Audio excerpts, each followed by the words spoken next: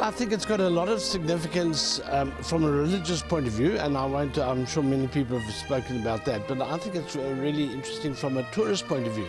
I mean, this is beautiful country. If I look around it, it's just rolling green hills. It's just utterly beautiful. So I think it's a way of attracting people into the area and learning about it and meeting the people. The people are friendly. It's a perfect area to walk. It's a bit hilly at times, I must admit, up and down. You know, it's not exactly flat walking, but it's you get beautiful views. Yeah, it's just to me, that's one of the main reasons for this trail, is to attract people into the area. I must admit that I have loved being amongst the locals. It's really, they are friendly, they're warm, they're interested, they're cute. I just love them. I love to mix amongst them and to walk through their communities and look at their lovely houses, and their lifestyle is just so refreshing. Ooh, as a Catholic, this is such a privilege. I get gooseflesh when I think about it. It's a privilege as a Catholic to be on this trail. It would be wonderful for this trail to continue and for the community locally to be able to benefit from the money and the spending which happens when the trail is being running. We have a very potentially wonderful heritage site here for the future.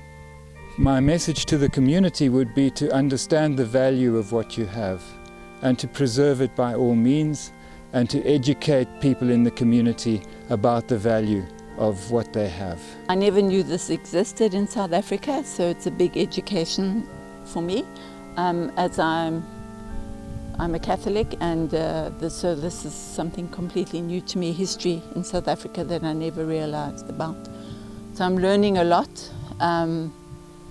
It's very educational, and the churches are amazing, and I think it's a very big tourist attraction as well for people in Europe and for local people in South Africa. Oh, definitely you have to preserve this, you know, so if we get funds via tourism, we'll just, we can spend money fixing the churches and also bring economy to the local people. The more they see people walking through, they'll get used to us. They'll have more to offer us as accommodation and just in general.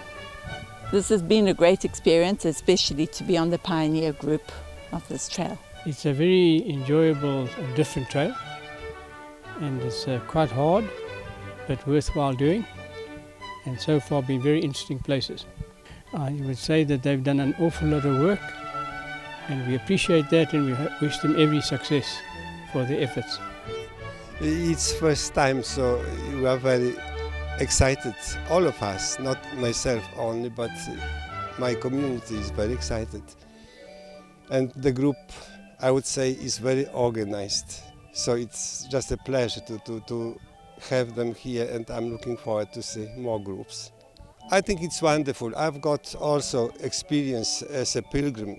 I used to walk in Poland 9 times from Warsaw to Polish Sętokał, Polish Częstochowa. It's a pilgrimage 9 days and 320 kilometers. It's a little bit longer than this one.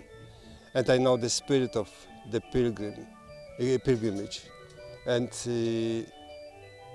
the feeling of the pilgrims, you know, how they treat each other like brothers, sisters, like a family.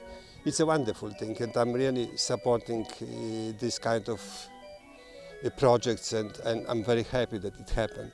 It is absolutely fantastic. It's tough, very tough, and hot, but it's such a powerful experience, and it's just absolutely wonderful to be here. I'm happy. Ezokuvakasha kubalekile esakhulula befika la ngakithi. Thina sineziphaza nezitolo ngoba siyakwazi ukuthi kwenyuke nomnotho nokuthi babone indawo yangakithi ubuhle bayo. Umuntu ongaze ayibone imvubukazi ngathi hayi nawuthanda ukuvakashela ungazovakashela indawo enhle kakhulu lena. Nabavakashi laba bafikile nje sibabona nje nabo bazafika bona ukuthi hayi iyona indawo enhle labazahamba iphinde babuye bazodlula la. Here in Ubuhlebezwe we call it ethnic tourism. So where we are identifying our missionaries which were long ago, which has got years existing in here in Buhlebezwe, which include even land because they own land. So it's the land that I owing, it's for agricultural land. So which is currently we are busy developing the mission tourism, which we are trying to come up with the mission tourism routes. We are aware as a municipality that they are here, and also us, we are trying to come up with developing some brochures that will also market our area in terms of our tourism around the area, which is include mission tourism.